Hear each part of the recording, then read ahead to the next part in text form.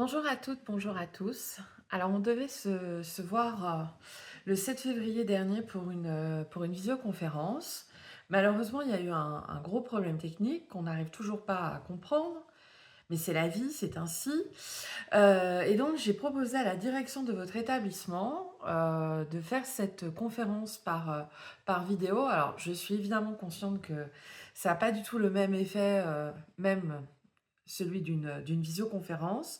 Mais c'est quand même un outil de travail que vous allez pouvoir consulter, que ce soit avec vos enseignantes en cours ou que ce soit chez vous pour travailler, parce que vous avez quand même la chance d'être inclus dans un projet absolument magnifique, consacré donc à la figure politique de Simone Veil.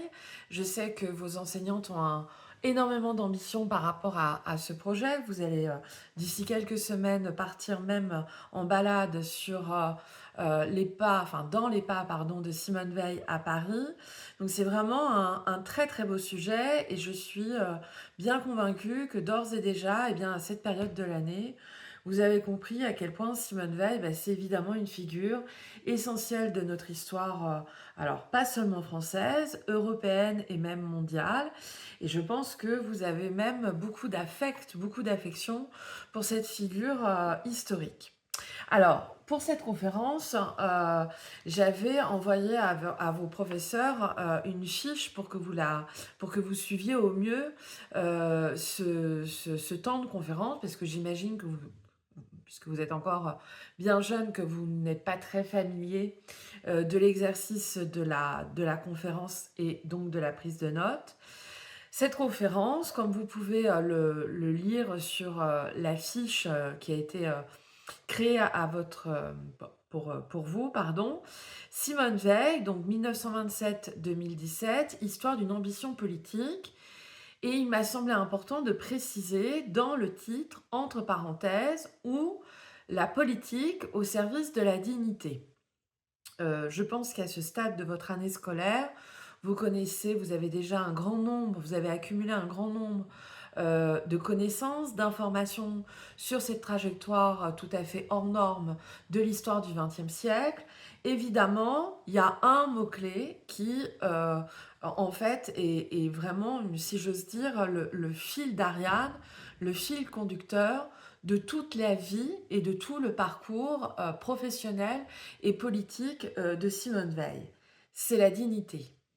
C'est-à-dire que, mais ça vous le savez déjà, même si bien sûr je vais vous en parler assez rapidement, Simone Veil, elle a eu un parcours de vie très jeune, elle avait ni plus ni moins le vôtre, qui a fait que, alors toute jeune adolescente, elle a été confrontée à l'horreur absolue. Et que de ces mois passés dans un camp d'extermination, ce sont évidemment les mois fondateurs de cette vie, de ce parcours de vie, qui vont en fait la guider dans absolument tous les aspects de sa vie, qu'elle soit professionnelle, publique, politique ou évidemment dans sa vie personnelle, privée. C'est évidemment l'une des figures incontournables de l'histoire de la Shoah. D'ailleurs, sur la fiche que j'ai faite pour vous et que j'ai envoyée à vos professeurs, en introduction, il m'a semblé pertinent de reproduire pour vous une déclaration qu'elle a pu faire alors dans la presse en 1983. En 1983, elle est alors âgée de 56 ans et elle déclare, je la cite, comme magistrat, ministre de la Santé, parlementaire européen ou dans diverses associations, je crois que je me bats toujours pour la même chose, une certaine conception de la justice et de la dignité de l'homme. Quand on parle de l'homme, quand Simone Veil parle de l'homme, elle parle évidemment de l'homme avec un grand H, c'est-à-dire qu'elle parle de l'espèce humaine, hommes, femmes confondus, bien évidemment. Euh, Depuis maintenant quelques années, pour ne pas dire plusieurs décennies, Simone Veil est devenue, si j'ose dire un peu malgré elle, à la fois une véritable icône féministe il y a seulement quelques jours, pour ne pas dire quelques heures, c'était la journée internationale des droits des femmes. Évidemment, Simone Veil est une figure féminine, pour ne pas dire une icône, féminine et féministe, absolument incontournable sur la scène, encore aujourd'hui, sur la scène, internationale. Évidemment, c'est en grande partie lié, à la loi dont on va évidemment reparler ensemble, qui, fête cette année, eh bien, son 50e anniversaire, la loi sur l'IVG, sur l'interruption volontaire de grossesse. Mais Simone Veil, c'est aussi, si j'ose dire, un véritable monument politique. C'est-à-dire qu'il faut bien comprendre que dans notre histoire du XXe siècle, et y compris de ce premier quart de l'histoire du XXIe siècle, encore aujourd'hui, elle occupe une place totalement à part. C'est-à-dire qu'elle est, et ça là je vais emprunter en fait les mots de ses propres enfants, petits-enfants et maintenant arrière-petits-enfants, on a un peu le sentiment quand on parle de Simone Veil que quelque part elle nous appartient à toutes et à tous. C'est-à-dire que, pour faire simple, depuis 1974, elle est la personnalité préférée politique des Françaises et des Français. Mais on a un peu le sentiment qu'elle appartient à nos familles. C'est-à-dire que si vous interrogez vos propres familles, vous aurez probablement vos mères, vos grands-mères, voire vos arrière-grands-mères, qui ont un immense respect pour cette femme, à tel point qu'on a toujours un peu le sentiment que non seulement elle appartient à notre histoire, mais aussi qu'elle occupe un peu une place à part au sein de nos propres familles, tant elle a accompagné, en fait, sur tous les plans, de l'histoire la plus tragique, dramatique, à évidemment l'histoire française, l'histoire et l'histoire des femmes et du féminisme, tant elle occupe évidemment une place de premier plan. Alors Simone Veil, elle n'est pas née Veil, elle est née Simone Jacob, mais ça je pense que ce sont des choses que vous savez déjà. Elle est née au mois de juillet 1927 à Nice, c'est-à-dire vraiment hein, au sud de la France, dans cette très belle ville qui encore aujourd'hui hein, porte trace de la naissance de Simone Jacob. Et j'aimerais, dans cette introduction, vous, quelque part, faire une sorte de carte d'identité de celle qui est née Simone Jacob en 1927 et qui deviendra donc Simone Veil. Parce qu'effectivement, quand on pense à elle, il y a aussi bien des dates, mais aussi des chiffres clés euh, euh, essentiels pour la compréhension, évidemment, à la fois de son parcours de vie, mais aussi de cette histoire tant française. Donc, une des dates qui me semble même être la première date essentielle, c'est celle du 13 avril 1944. C'est ce jour-là, le 13 avril 1944, que la jeune Simone Jacob part de la gare de Bobigny, donc au cœur de la région parisienne, accompagnée de sa sœur aînée Madeleine, dite Milou, et de leur mère Yvonne, enfermée dans un train dit de la mort. C'est le convoi numéro 71. 2 jours plus tard, au soir, 15 avril 1944, ce train convoi numéro 71 arrive donc au camp d'extermination d'Auschwitz-Birkenau, situé au cœur de la Pologne. Un chiffre maintenant, un ensemble de numéros. 78 651. C'est le numéro qui est tatoué sur son avant-bras gauche. C'est cette trace indélébile, irréversible, qui accompagne en fait le processus de déshumanisation des déportés raciaux, qui est donc marqué comme du bétail, parce qu'il n'y a pas d'autre mot. C'est donc une identité, ce numéro de matricule sur son avant-bras gauche, qu'elle va porter évidemment sur elle, dans sa chair, jusqu'à son dernier souffle, à la fin du mois de juin 2017. Une autre date essentielle dans sa trajectoire, c'est celle du 18 janvier 1945, dont on a fêté le 80e anniversaire il y a à peu près un mois et demi.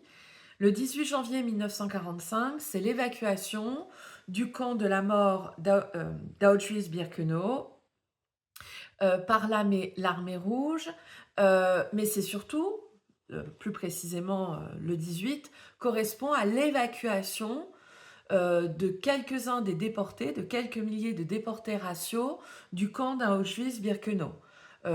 L'évacuation du camp sera 10 jours plus tard par l'armée rouge, c'est-à-dire l'armée soviétique, le 28 janvier 1945. Puis une autre date, dont elle-même parle toujours, que ce soit dans ses écrits ou évidemment dans toutes les interviews qu'elle a pu donner ou dans toutes ces heures, ces dizaines et dizaines d'heures qu'elle a pu consacrer face caméra pour témoigner de ce passé de déporté racial, c'est la date du 23 mai 1945, qui, comme elle le dit elle-même, c'est une date euh, à laquelle elle pensait chaque année. C'est son retour de déportation, non seulement en France, mais à Paris. L'hôtel Lutetia, qui est situé dans le 5e arrondissement de Paris et devant lequel vous passerez peut-être lors de votre voyage scolaire fin avril. Autre élément qui me semble important en guise d'introduction, c'est de vous parler de ce livre dont manifestement vous avez bien sûr déjà lu quelques extraits. Alors vous, c'est peut-être cette version-là pour les scolaires. Une jeunesse au temps de la Shoah, ce sont des extraits du livre qu'elle a écrit et qu'elle a sorti. La première édition date de 2007.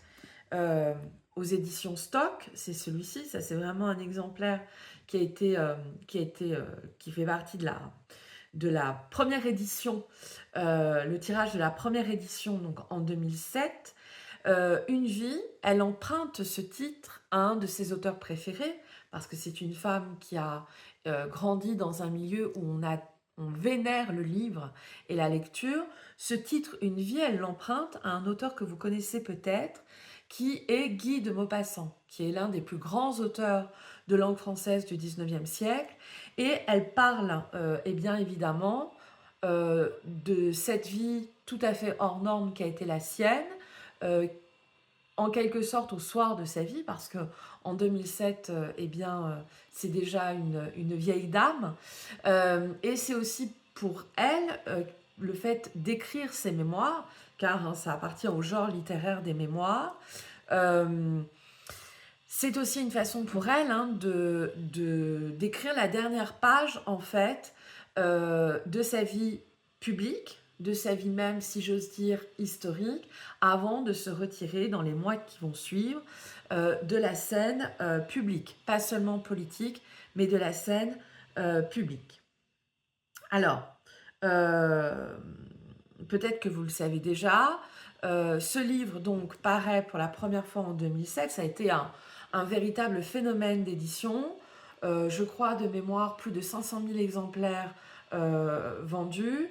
Et par ailleurs, dans les mois qui vont suivre, au cours de l'année 2008, elle va devenir membre de l'Académie française et elle va occuper le fauteuil 13, qui est historiquement le fauteuil occupé par ce tragédien que vous connaissez peut-être au moins de nom, je l'espère du moins, c'est Racine. Et symboliquement, c'est très beau parce que Racine, qui est donc l'un des plus grands auteurs du XVIIe siècle, était l'auteur préféré de son père André Jacob, qu'elle aimait beaucoup, qui est mort lui-même en déportation. Et ça a été pour elle une très grande émotion d'être faite académicienne, donc d'accéder au rang, comme on dit, d'immortel en cette année 2008.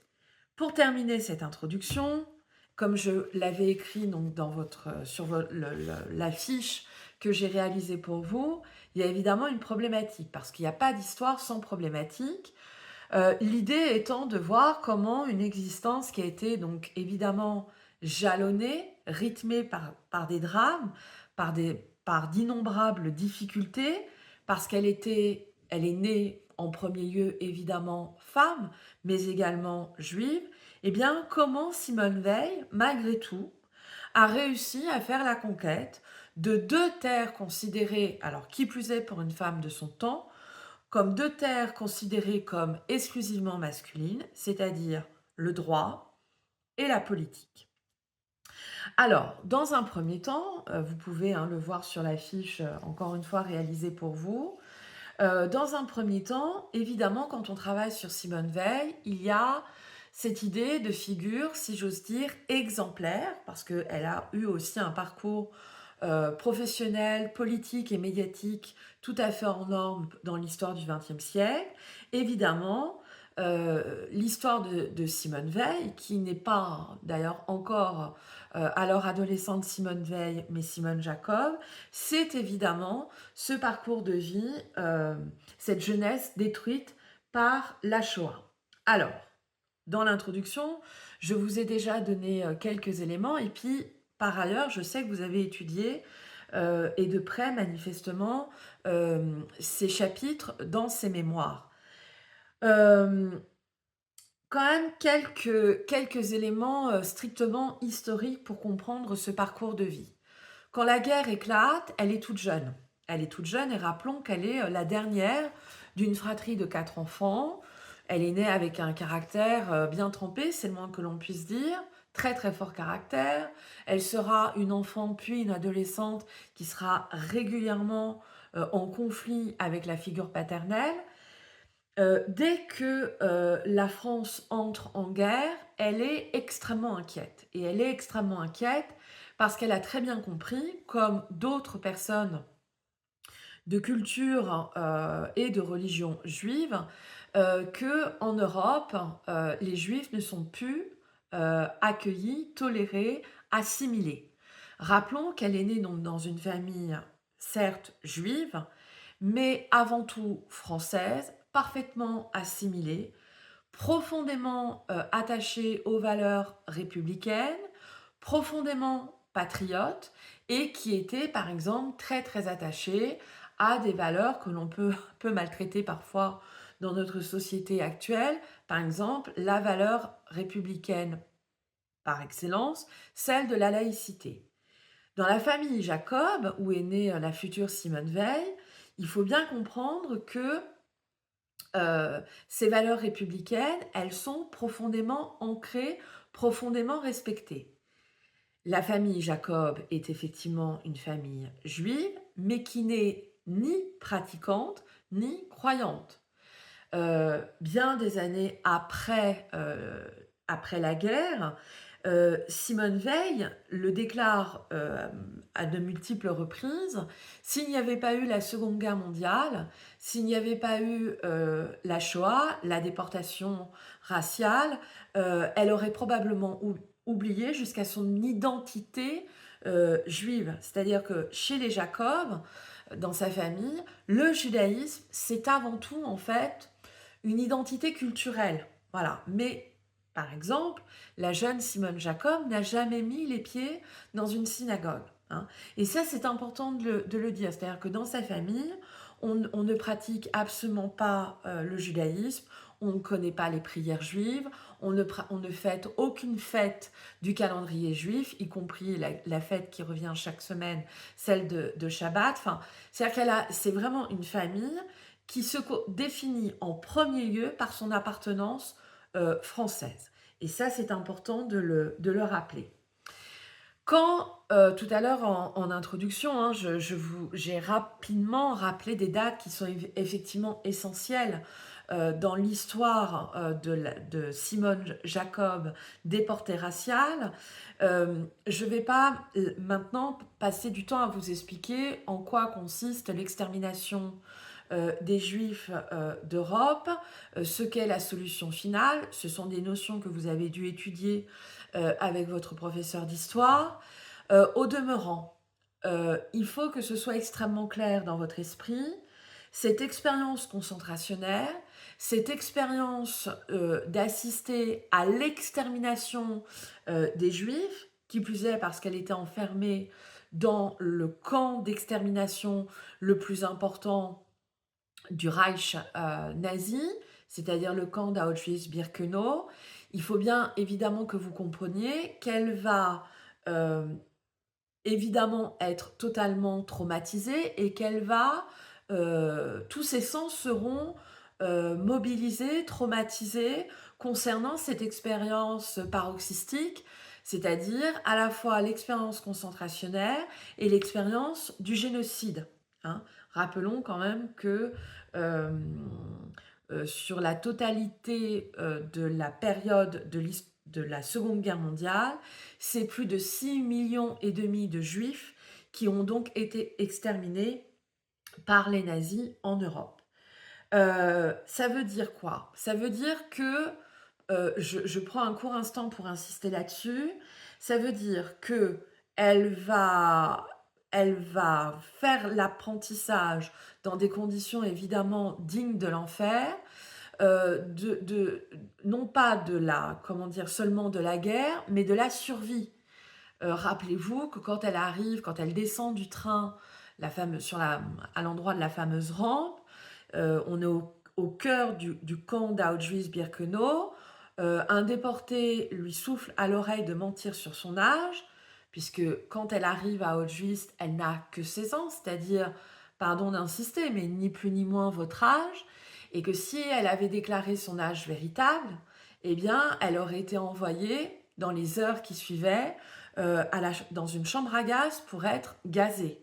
Donc elle va mentir sur son âge et pendant ces 10 mois d'expérience concentrationnaire, ça veut dire qu'elle est confrontée eh bien, à la mort omniprésente, à la violence permanente, à toute forme d'humiliation, évidemment humiliation physique, psychologique, aux travaux forcés, parce qu'évidemment, les déportés travaillent comme de véritables bagnards.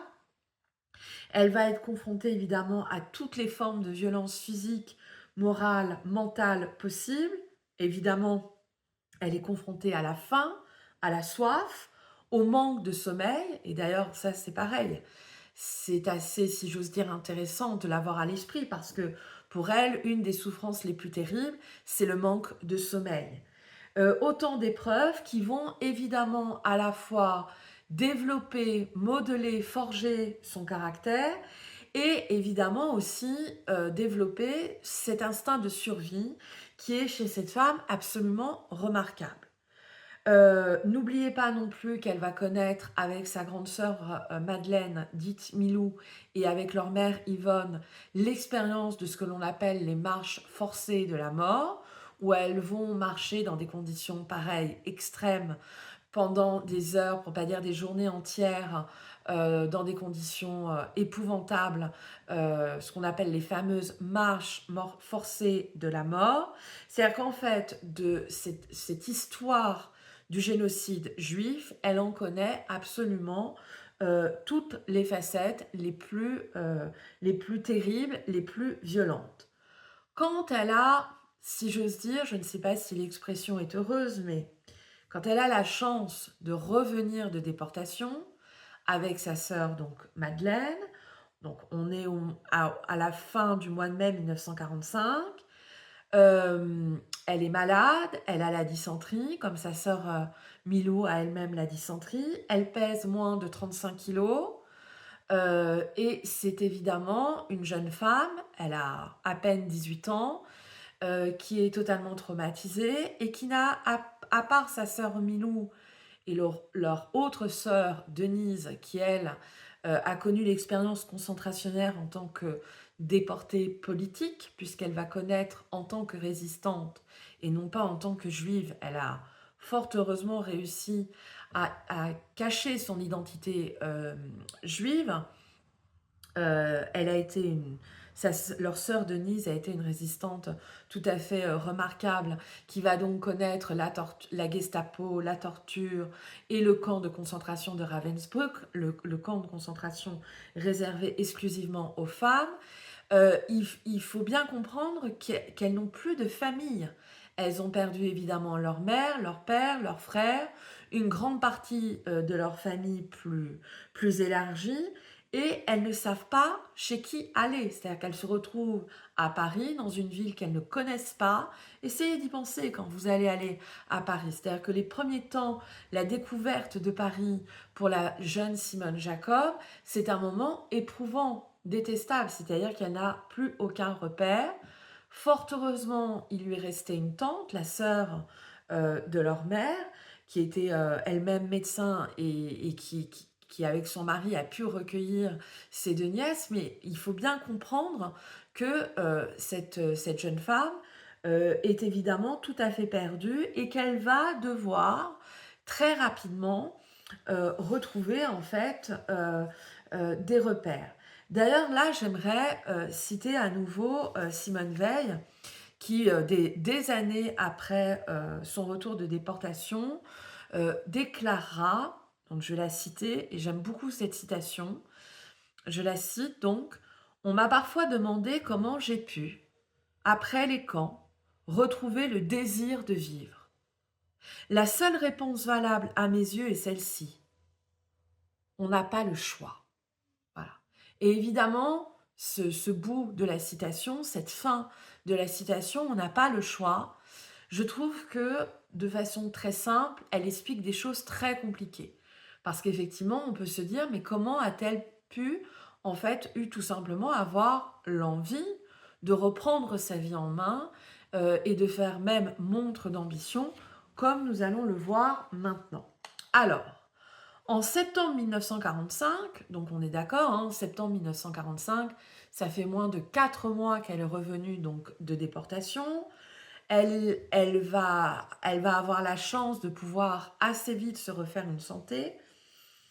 Dès le mois de septembre 1945, elle s'inscrit pour commencer, à Paris bien sûr, des études dites supérieures.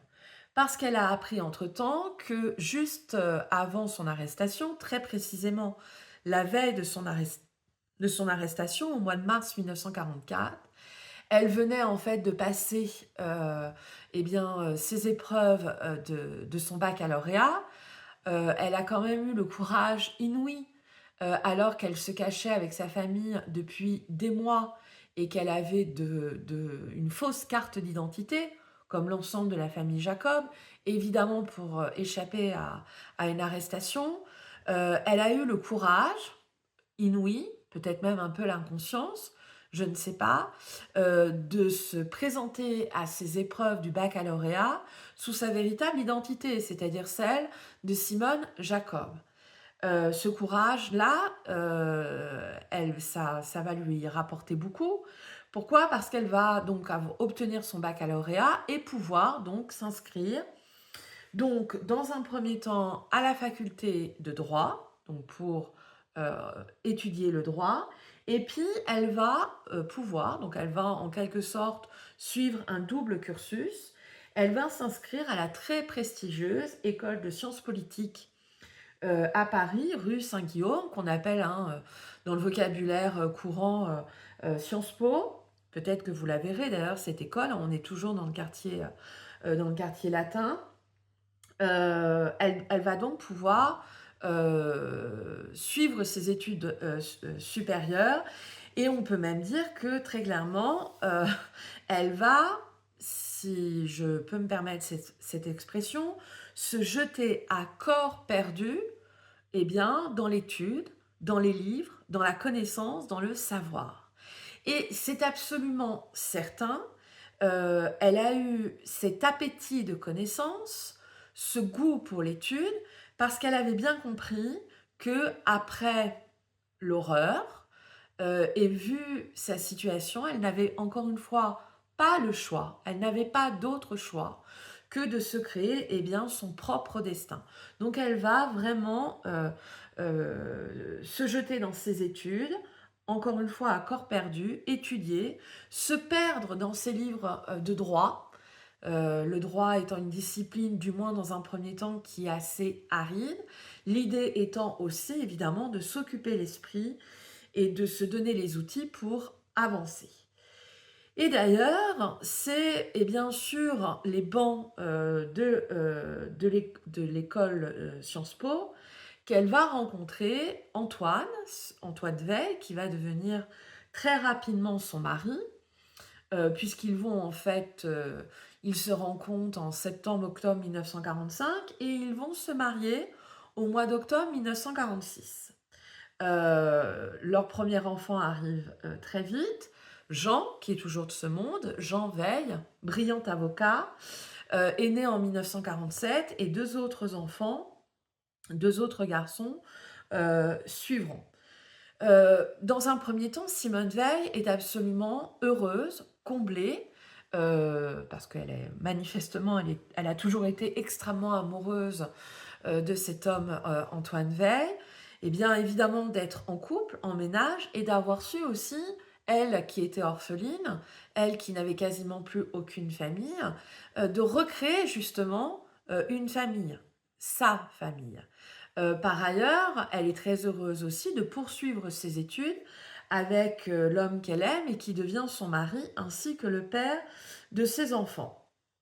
Cependant, très vite, elle ne va pas se contenter d'être seulement celle qui a fait des études dans le même temps que son mari, partageant les mêmes bancs de l'université ou de Sciences Po. Très vite, si elle va avoir à cœur de mener, je dirais, sa fonction d'épouse dévouée à son foyer, de mère de famille très investie, dire qu'elle aimait ses enfants par-dessus tout et qu'elle avait des relations tout à fait fusionnelles avec ses trois enfants, ses trois garçons, c'est le moins que l'on puisse dire. Mais au demeurant, elle a eu à cœur d'avoir ses propres ambitions et, disons-le clairement, des ambitions professionnelles. C'est-à-dire qu'elle voulait aller jusqu'au bout de ses études et réussir, s'accomplir dans un univers professionnel qu'elle aurait choisi et dans lequel elle serait bien et dans lequel évidemment elle pourrait évidemment s'accomplir et être utile. Euh, Pendant quelques années, plus précisément jusqu'à la naissance de leur dernier enfant, hein, c'est Pierre-François Veil, pareil, hein, c'est une figure, Pierre-François Veil est toujours de ce monde, fort heureusement d'ailleurs, c'est un homme absolument adorable, très sympathique. Il est d'ailleurs très engagé hein, dans la suite des combats que a pu mener sa mère pour l'histoire et la mémoire de la Shoah. Mais suite à la naissance de leur dernier enfant, qui est donc né au début de l'année 1954, là, elle va en fait affirmer et donc imposer, et non sans difficulté, non sans heurts dans son propre couple, ses ambitions en tant qu'ancienne étudiante, en tant que juriste qui a tous ses diplômes de droit et de sciences politiques. Euh, Depuis toute petite, Simone Veil avait un rêve professionnel, c'était celui de devenir avocate. Son mari, Antoine, qu'elle va par ailleurs aider, hein, par exemple, à passer le concours de la très prestigieuse école l'ENA, l'École nationale d'administration, qu'elle va suivre au cours de ses différents stages, que ce soit en France ou à l'étranger, et même en Allemagne. Euh, Elle va batailler de façon tout à fait dure avec son mari pour lui imposer donc ses ambitions professionnelles. Son mari s'oppose radicalement à l'idée que sa femme puisse être avocate. Je ne sais pas si parmi vous, il y a des jeunes gens et des jeunes filles qui souhaitent, une fois le bac en poche, faire des études de droit. Il faut que vous sachiez que dans l'histoire du droit, c'est très récent, en fait, que les femmes puissent être aussi présentes dans la magistrature, dans les cabinets d'avocats, aussi présentes que les hommes. Là, on est au milieu des années 1950. Et il faut le dire, il n'y a quasiment aucune femme avocate en France. On les compte très clairement sur les doigts d'une main. La première, en tout cas la plus connue, c'est la fameuse Gisèle Halimi. Je vous conseille d'avoir beaucoup de curiosité la concernant parce qu'elle est absolument essentielle. Et d'ailleurs, elle s'entendait très bien avec Simone Veil. Elle est essentielle dans l'histoire des femmes et des féminismes. Mais au milieu des années 50, déjà qu'une femme puisse travailler, ça posait problème, mais alors qu'une femme puisse être avocate, ça relevait de l'impossible. Une femme qui dit le droit, une femme qui connaît le droit, ce n'était pas du tout entré dans les mœurs de la société française et même européenne de cette époque. C'était le cas dans d'autres pays, bien évidemment, que ce soit aux États-Unis ou ailleurs. Il va y avoir une sorte de consensus, en fait, entre Simone et Antoine Veil. Il se trouve qu'au lendemain de la Seconde Guerre mondiale, en France, l'école de magistrature va ouvrir son concours aux femmes. La première, la première année où les femmes vont pouvoir s'inscrire en fait au concours de la magistrature, c'est-à-dire pour devenir magistrate, euh, ça date de 1946. Et donc, en fait, le consensus au sein du couple Veil, c'est que Simone Veil va pouvoir s'inscrire à ce concours qui était donc évidemment tout à fait difficile, exigeant, pour devenir magistrate. Elle s'inscrit en 1954, c'est-à-dire la même année que ça correspond à la naissance de son troisième et dernier enfant. Et eh bien, elle va réussir à franchir toutes les étapes, que ce soit eh bien, les examens, les partiels, le fait les stages, les mémoires, etc. Et donc, en 1956, elle devient l'une des premières magistrates dans l'histoire du droit en France. Attention, ça a été tout sauf facile, parce qu'il faut bien comprendre que quand elle réussit ce concours très difficile et qu'elle devient stagiaire au sein du ministère de la Justice, elle va se heurter à la fois à ce que l'on peut appeler malheureusement de la misogynie ordinaire, c'est-à-dire que nombreux sont les magistrats à lui dire que parce qu'elle est femme et qui plus est mère de 3 jeunes enfants, elle n'a rien à faire au ministère de la Justice, sa place est celle de son foyer, de l'espace domestique, et qu'elle a suffisamment de travail à faire entre ses 3 jeunes enfants et son mari. Et puis, il faut dire les choses, elle va aussi se confronter eh bien, à l'antisémitisme, malheureusement aussi ordinaire.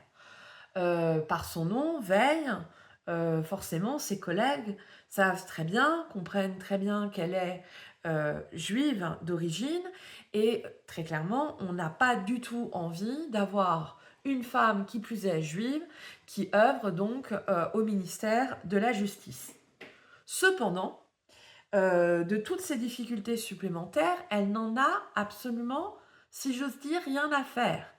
Je dirais même qu'avec un caractère comme celui d'une Simone Veil, plus la difficulté est forte, plus elle a envie de se battre, plus elle a envie en fait d'avoir le dernier mot. Et donc elle va résister. Elle va résister, et là, il me semble quand même que c'est important d'en parler maintenant.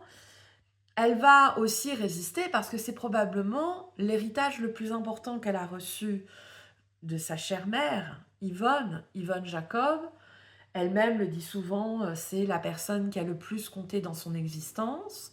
Sa mère Yvonne, qui meurt donc en déportation à la mi-mars 1945 et qui aimait plus que tout passionnément ses 4 enfants, et qui, bien avant la guerre, a eu le souci de donner comme éducation à ses enfants, et en particulier à ses 3 filles, euh, cette idée qu'il faut absolument faire des études, et des études les plus ambitieuses possibles, selon ses goûts, selon ses capacités, mais qu'il fallait avoir de l'ambition. Et si ces études étaient très difficiles, très longues, c'était, si j'ose dire, encore mieux. Et puis surtout, et ça va évidemment avec, qu'il fallait faire des études, mais qu'il fallait impérativement travailler, c'est-à-dire que par le travail, c'est la seule possibilité pour une femme, surtout pour une femme, d'être un individu libre et indépendant. Il faut savoir que dans la famille Jacob, donc pour les parents de Simone Veil, ce couple s'aimait, s'adorait, c'est pas du tout la question, mais ça a été manifestement une source de déception et aussi de conflit entre les parents de Simone Veil, c'est-à-dire entre Antoine et Yvonne Jacob, parce que quand Yvonne rencontre son futur mari, elle est alors étudiante en chimie. Manifestement, c'était une chimiste tout à fait brillante. Là, c'est pareil, hein, on est au lendemain de la Première Guerre mondiale, des femmes qui ont un baccalauréat en poche et qui font des études, qui plus est des études aussi difficiles, elles étaient tout à fait peu nombreuses. Eh bien, Yvonne, donc la mère de la future Simone Veil, eh bien, elle a dû renoncer. Elle a dû abandonner ses études de chimiste, et ce, à la demande de son mari, Antoine. Et ça a été très clairement pour la future Simone Veil, ça a été à la fois une source d'observation pour laquelle elle a nourri une colère pas possible parce qu'elle voyait très bien que sa mère vivait très clairement dans une forme de soumission, très clairement dans la dépendance matérielle, économique de son mari.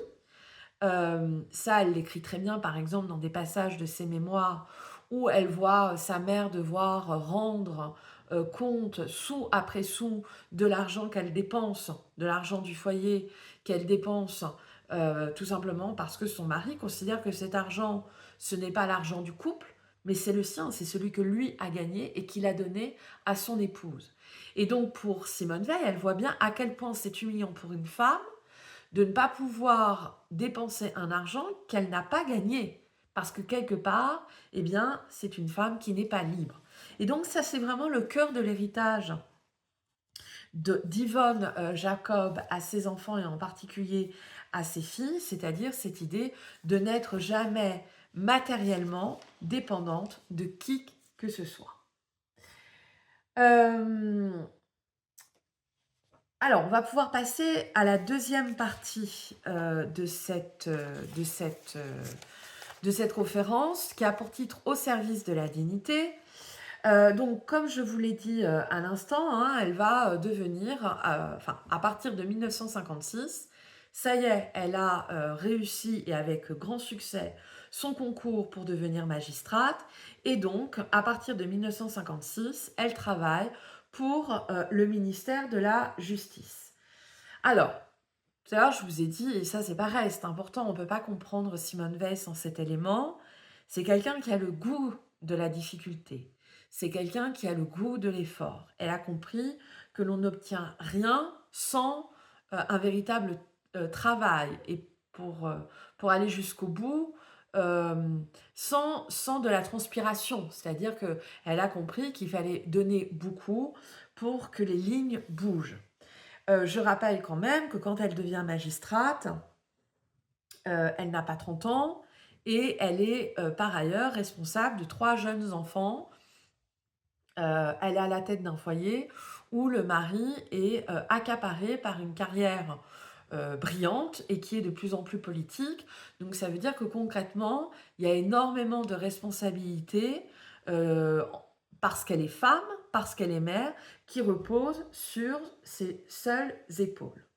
Quand elle devient magistrate, puisque justement elle n'a pas le goût de la facilité, elle va demander et obtenir, puisque personne ne voulait s'occuper de ce portefeuille, de ces dossiers-là au ministère de la Justice, elle va obtenir d'être nommée à ce que l'on appelle l'administration pénitentiaire, c'est-à-dire l'ensemble des prisons françaises.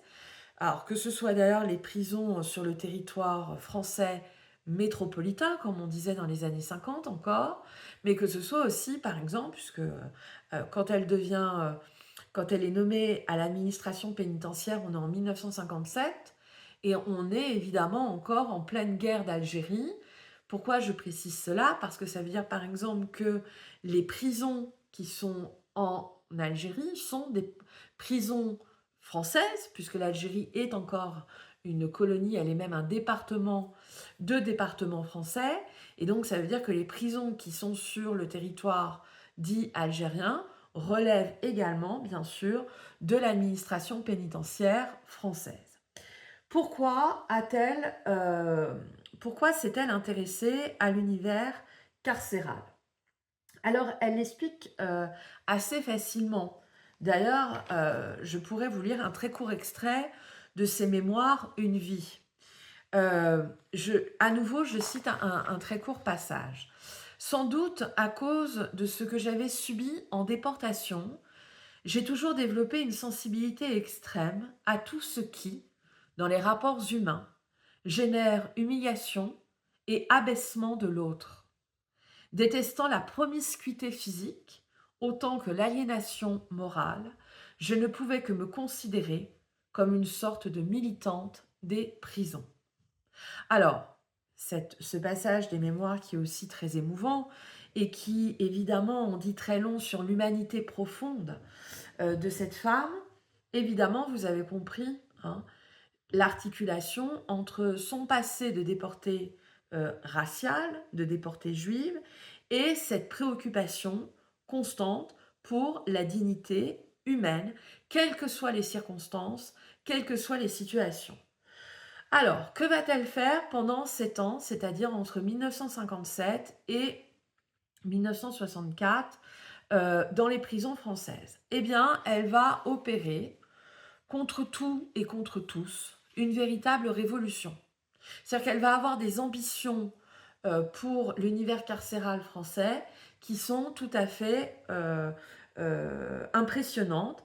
Qui plus est, alors encore aujourd'hui, l'univers carcéral, c'est toujours évidemment le parent pauvre des sujets de société, c'est-à-dire que, comme on dit, l'opinion publique a toujours une image évidemment très négative et seulement punitive de ce que doit être la prison. Pour reprendre la logique d'une Simone Veil, il ne s'agit pas d'adoucir les peines de prison. Il s'agit de les humaniser, c'est-à-dire que son idée, qui est évidemment très juste et qui a fait ses preuves, c'est que des individus, quelle que soit la raison pour laquelle ils sont condamnés à une peine de prison, si l'État, par la prison, ne les traite pas correctement, si on ne leur apporte pas des outils pour réfléchir aux bêtises qu'ils ont pu faire, quelle que soit la nature du délit d'ailleurs, quand ils ressortiront de prison, ils seront probablement encore pires qu'avant d'y entrer. Et donc, elle va réfléchir à non pas comment rendre confortable la prison, mais comment l'humaniser, c'est-à-dire ne pas traiter les prisonniers. Encore une fois, on est dans les années 50, les années 60, donc il faut faire un effort. Hein. Comme je dis toujours en histoire, il y a toujours un effort d'imagination. Hein. C'est-à-dire qu'on parle de choses factuelles, sourcées, mais il faut bien comprendre, il faut essayer d'imaginer. Et d'ailleurs, dans ses mémoires, il y a des passages où elle décrit très bien l'enfer qu'étaient ces prisons, c'est-à-dire quand elle parle de son dégoût pour la promiscuité physique, pardon pour les détails, mais elle a visité, et aux quatre coins du territoire français, des prisons où le seul lieu d'aisance, c'est-à-dire où faire ses besoins, c'était le seul lieu, il y avait un seul lieu dans la prison où on pouvait aller aux toilettes, et c'était un espace évidemment exposé à la vue de tous. Et évidemment, ces conditions carcérales, que ce soit d'un point de vue strictement de l'hygiène, d'un point de vue sanitaire, d'un point de vue médical, d'un point de vue psychique, elle a pu évidemment, tout en limitant évidemment ces comparaisons, ça a fait écho à ce qu'elle a pu elle-même vivre, endurer quand elle était déportée juive. Voilà. Et elle a bien compris que pour qu'un individu soit perfectible, c'est-à-dire qu'il devienne meilleur, il faut le traiter avec une forme d'humanité. C'est pourquoi, par exemple, elle va œuvrer au fait que la prison, l'univers carcéral, soit beaucoup plus propre, beaucoup plus aéré, où les prisonniers et les prisonnières puissent avoir quand même un peu plus d'intimité, que dans les prisons françaises, on puisse accéder à des soins, c'est-à-dire que l'on puisse bénéficier eh bien, d'un suivi médical, de médicaments, de consultations médicales, et qu'on puisse aussi accéder à des outils qui permettent de réfléchir à pourquoi on est enfermé, pourquoi on est puni en étant privé de sa liberté. C'est elle qui va œuvrer au fait d'introduire dans les prisons françaises eh bien, des bibliothèques, des livres et même des heures en fait d'études pour que justement ceux qui ont une peine de prison puissent profiter de ce moment-là pour réfléchir, pour s'instruire, pour mûrir. Et évidemment, l'idée, c'est que quand ils ressortiront de prison, ce soient des individus qui puissent se faire désormais une place au sein de la société. Alors, là, je vais le préciser, mais je pense que vous l'avez déjà compris. Vous imaginez bien que cette femme, l'une des rares femmes magistrates à cette époque en France, juive, déportée raciale, qui va aller vraiment à l'encontre de tous les préjugés, de toutes les idées reçues sur ce que devait être une prison dans ces années-là. Elle va aller envers et contre tous, c'est-à-dire contre l'opinion publique, hein. Et en premier lieu, évidemment, elle va se confronter aussi, hein, soit au manque de sensibilité, au manque d'intérêt, et au manque de compréhension de sa propre hiérarchie au sein du ministère de la Justice, qui ne comprenait pas en fait pourquoi cette femme a pu pendant toutes ces années eh bien, visiter quasiment toutes les prisons françaises, y compris sur ses temps de vacances avec ses enfants, et qu'elle avait à ce point à cœur d'humaniser cet univers carcéral. Cependant, en tant que magistrate, il y a d'autres chantiers sur lesquels elle va non seulement réfléchir, mais également œuvrer. Parce que chez Simone Veil, il y a toujours un double niveau. Il y a le niveau de la réflexion, c'est-à-dire réfléchir, faire un état des lieux d'une situation, puis il y a aussi être dans l'action. C'est une femme d'action, Simone Veil. Elle va, par exemple, réfléchir aux droits des enfants. Euh, Là, on est, je crois, oui, on est en 1966.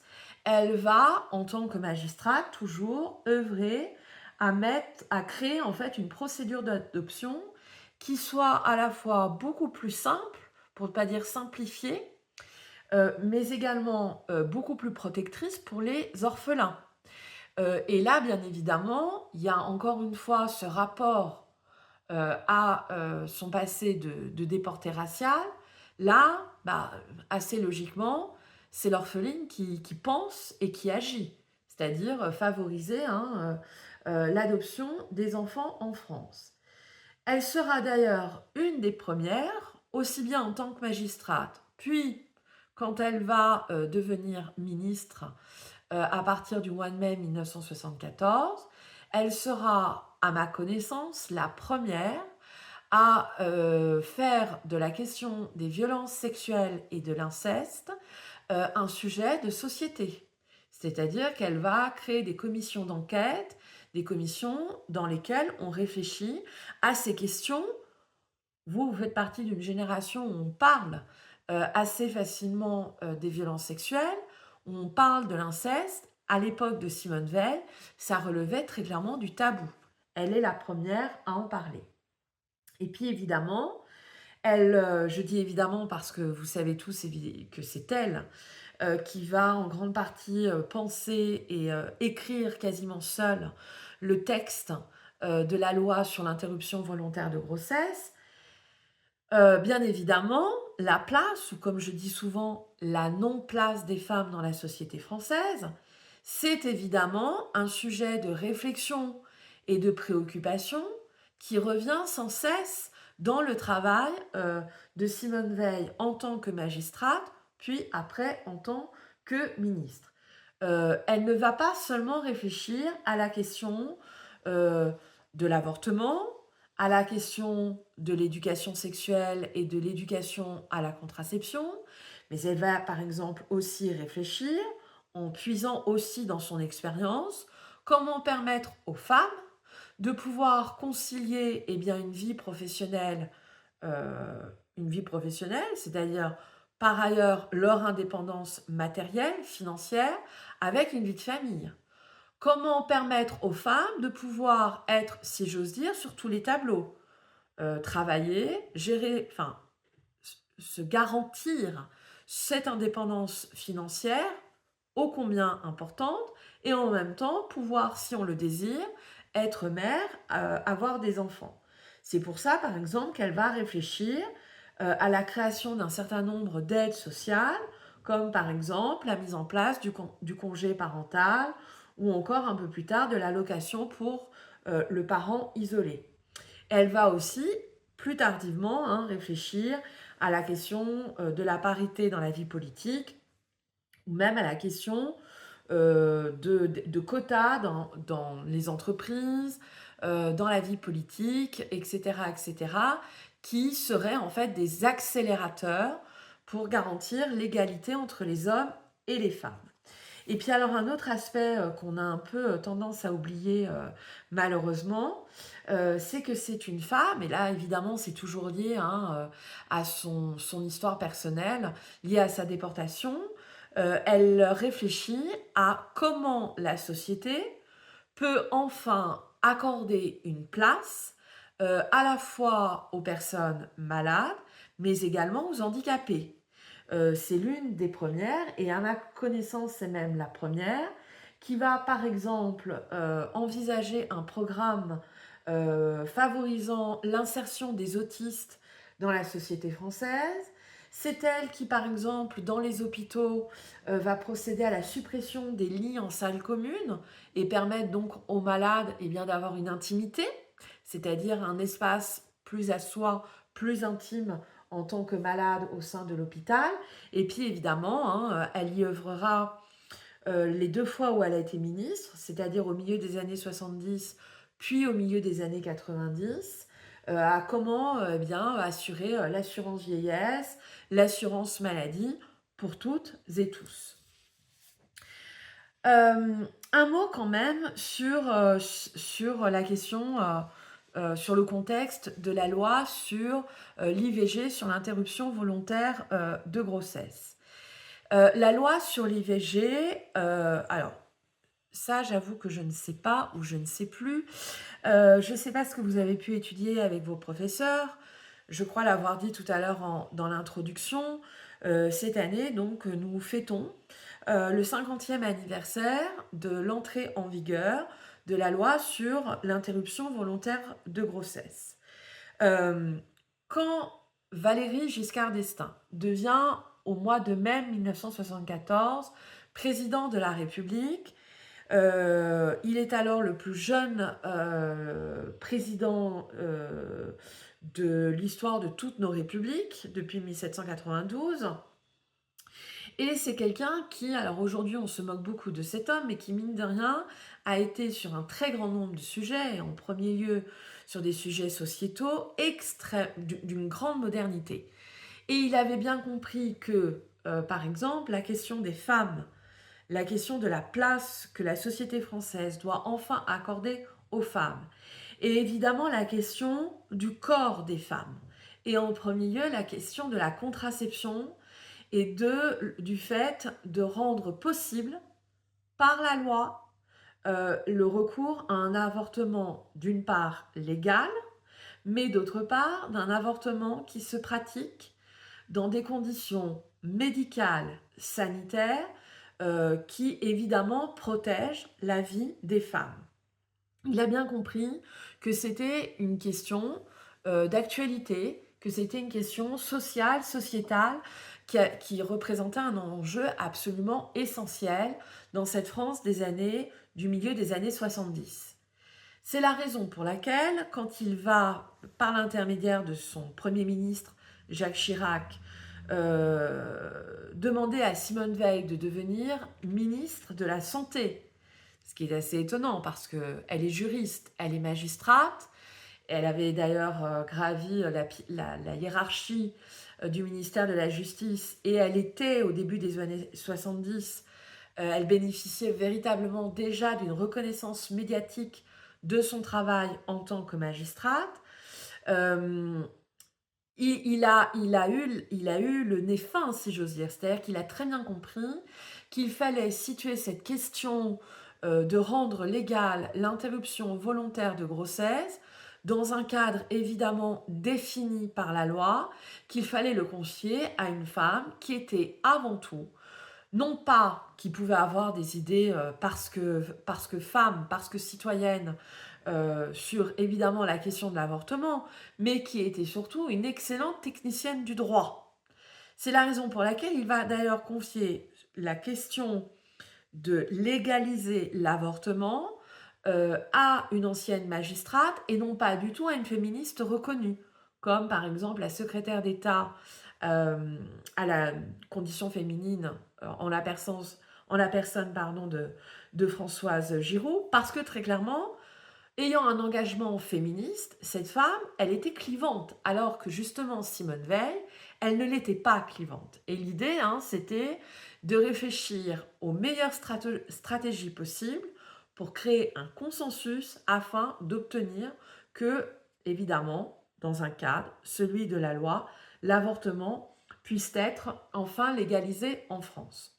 Il faut rappeler quand même que depuis le lendemain de la Première Guerre mondiale, où comme vous le savez déjà, il y a eu évidemment une hécatombe démographique parce qu'un très grand nombre de morts au front, eh bien, le législateur a œuvré, c'est-à-dire que les femmes n'étaient plus du tout maîtresses de leur corps.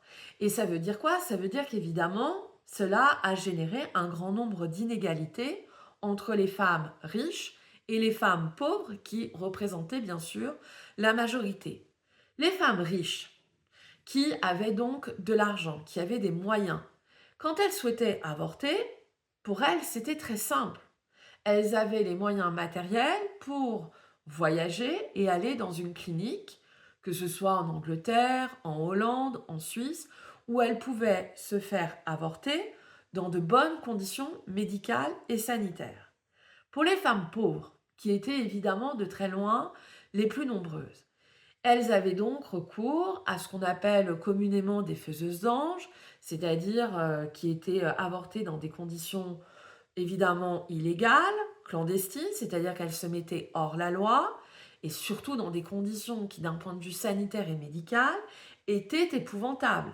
C'était à la fois des épisodes de très grande souffrance physique, de très grande souffrance psychologique, il faut le dire, et puis aussi avec souvent des mutilations, des séquelles, voire en cas d'hémorragie, une mort brutale. Voilà, donc c'est par cet angle, et d'ailleurs si vous ne l'avez pas encore fait, je vous encourage, j'avais fourni à vos enseignantes un certain nombre de documents historiques, celui-ci étant évidemment de très loin le plus simple à avoir, mais son texte,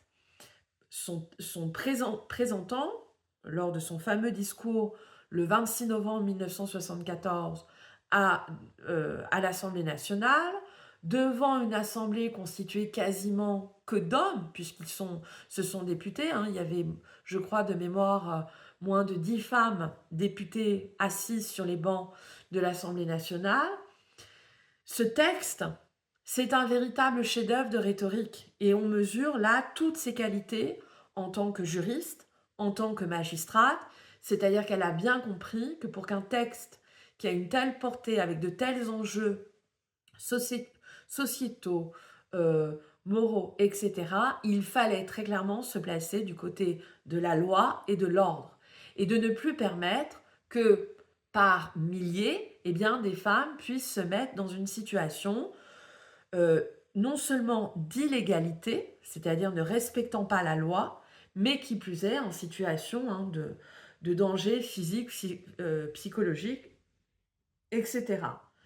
Les chiffres, évidemment, varient beaucoup parce que On considère à minima, je dis bien à minima, que chaque année en France, il y avait au moins 300 000 femmes qui avortaient dans des conditions non seulement illégales, mais épouvantables.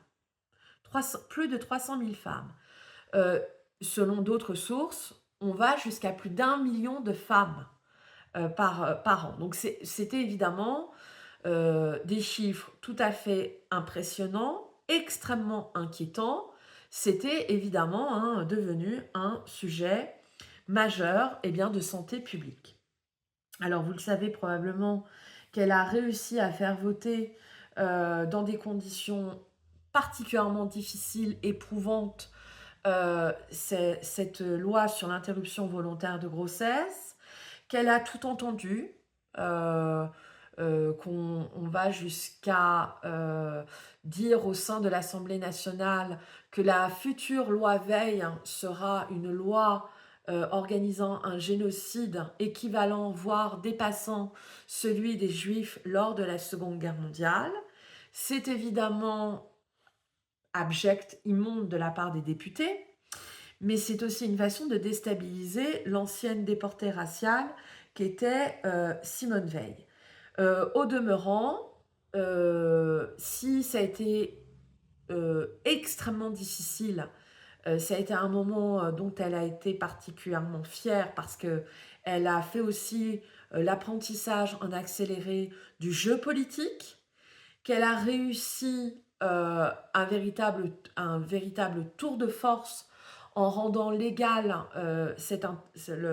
la loi, enfin le recours à l'avortement, pardon, que dans le même temps, parce que ça on a tendance à l'oublier, elle a aussi œuvré au fait que les Françaises et les Français puissent plus facilement accéder en fait à une véritable éducation à la sexualité pour justement éviter par exemple un cas d'avortement. Et puis qu'elle a aussi grandement contribué, elle a renforcé en fait le premier dispositif de loi de Lucien Neuwirth, étant, cet homme politique qui a fait voter en fait la loi rendant la contraception possible en France. Et elle a bien compris que pour limiter le nombre d'avortements, il fallait le plus possible pouvoir rendre accessibles les méthodes dites contraceptives. Donc évidemment, alors que ce soit dans ce qu'on appelle une histoire des femmes, mais également dans l'histoire des féminismes, ce que Simone Veil, elle qui n'a jamais appartenu à aucun parti politique, si ce n'est 6 mois, ce qu'on appelait à l'époque l'UDF, qui n'a jamais appartenu à aucun syndicat, qui n'a jamais appartenu à aucune organisation féministe militante, évidemment l'œuvre de Simone Veil, que ce soit en tant que magistrate, puis en tant que ministre de la Santé, c'est évidemment une œuvre essentielle qui marque un véritable tournant dans l'histoire des femmes et dans l'histoire des féminismes. Pour le dire autrement, il y a un avant et un après Simone Veil. Pour terminer, bien sûr, elle a un parcours politique. Alors évidemment, en ce moment, on parle beaucoup de l'Europe et pour cause. Elle sera la première femme présidente du Parlement européen. C'est évidemment une Européenne totalement convaincue.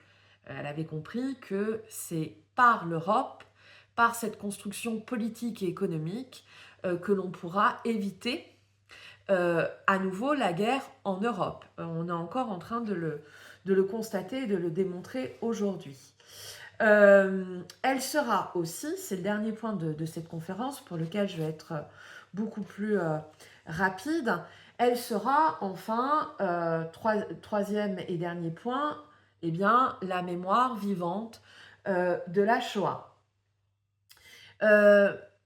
C'est à la toute fin des années 1970 que Simone Veil va rendre public, même si beaucoup s'en doutaient vu son nom, qu'elle était d'origine juive, qu'elle avait probablement, elle aussi, une histoire,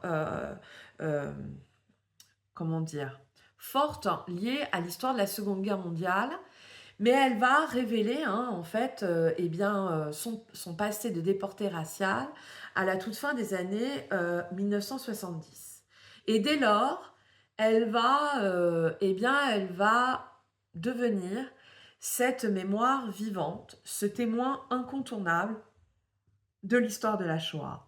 Elle sera l'une des premières rescapées à consacrer une part importante de son énergie, de son temps, elle qui en avait si peu, pour eh bien, transmettre cette histoire de la Shoah en tant que témoin du génocide. Alors, concrètement, ça veut dire quoi? Eh bien, ça veut dire qu'elle va, euh, par exemple, je vais vous donner quelques exemples, elle va régulièrement accepter d'être face caméra et répondre durant des heures et des heures à des questions très précises, évidemment douloureuses, dérangeantes, sur ce qu'elle a subi, sur ce qu'elle a vu, senti, c'est-à-dire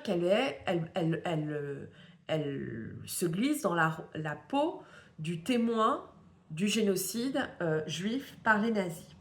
D'ailleurs, si vous en avez la curiosité, que ce soit sur le site du mémorial de la Shoah, que ce soit sur le site de l'INA, ou encore bien sûr hein, sur un site que vous devez bien mieux connaître comme YouTube, vous pouvez retrouver certains de ces témoignages, 2 heures, 3 heures de face à face avec elle, où en fait elle répond avec à la fois évidemment de l'émotion, mais aussi beaucoup beaucoup de raisons, beaucoup de très posé, très très peu dans l'affect sur son expérience donc de déportée raciale. En 2000, elle va devenir la première présidente de la Fondation pour la mémoire de la Shoah, fonction qu'elle va occuper 7 années durant. Après 2007, elle sera présidente d'honneur de la Fondation. Euh, D'ailleurs, on peut le dire, les dernières années de sa vie, non plus politiques, mais très clairement publiques, elle les consacre entièrement à l'histoire et à la mémoire de la Shoah, que ce soit évidemment en France, en Europe ou aux quatre coins du monde. C'est au mois de janvier 2007 qu'elle va, avec le président de la République de l'époque, Jacques Chirac, présider à une grande cérémonie qui aura lieu au cœur du Panthéon. Je crois que vous allez le visiter avec vos professeurs. C'est ce qu'on appelle l'hommage aux justes de France. Ces justes, c'est-à-dire ces hommes et ces femmes, français, françaises, qui ont, sans zèle aucun, sans avoir même forcément conscience que c'était un acte de résistance et d'humanité profonde, qui ont sauvé des vies juives. Je vous renvoie encore une fois à son passé, à son adolescence d'enfant, enfin à son adolescence de, de juive cachée, vivant avec de faux papiers. Une de ses anciennes professeurs hein, l'hébergeait chez elle, dans son propre foyer. C'est-à-dire qu'elle sait aussi hein, que tous les Français, bien évidemment, n'étaient ni soit collaborateurs, ni soit indifférents au sort des Juifs, bien au contraire. C'est en 2013 qu'elle va se retirer de toute vie publique. Pourquoi 2013? Il y a au moins 2 raisons. La première, c'est qu'elle va perdre son mari, Antoine, ce qui a été une douleur absolument terrible pour elle. Et c'est aussi parce que c'est une femme qui est de plus en plus malade. Depuis sa famille, ses enfants, Jean et Pierre-François Vieille l'ont rendu public. Elle était atteinte de la maladie d'Alzheimer. Vous le savez probablement, elle meurt au mois de juin 2017 et elle est, ce qui est totalement alors inédit dans notre histoire, elle est panthéonisée un an plus tard, le 1er juillet 2018. Elle est alors la 5e femme à avoir cet honneur, c'est-à-dire de pouvoir demeurer à jamais dans le Panthéon. Et elle est panthéonisée hein, avec son mari Antoine. C'est un moment très important dans l'histoire française. Bien sûr, c'est une façon de rendre hommage à toutes les actions aussi bien de la magistrate que de la femme politique, que ce soit en France, en Europe, ou encore une fois aux quatre coins du monde. Mais c'est aussi évidemment une façon de faire, entrer, eh bien, la mémoire des Français victimes, de l'extermination mise en place par les nazis au moment de la Seconde Guerre, mondiale. C'est une femme, et ça sera le mot de la fin, qui toute sa vie durant, a donc lutté contre toutes les formes d'injustice, que ce soit les injustices sociales, économiques, sociétales, contre toutes les formes de haine, alors bien évidemment le racisme, la xénophobie, bien évidemment l'antisémitisme. Elle serait de ce monde, je pense qu'elle serait extrêmement inquiète par les relents d'antisémitisme un peu partout, et en particulier en France. Elle a aussi beaucoup œuvré contre l'homophobie. Elle sera d'ailleurs la première femme politique à avoir une politique médicale en faveur des malades du sida. C'est elle qui a mis tout ça en place.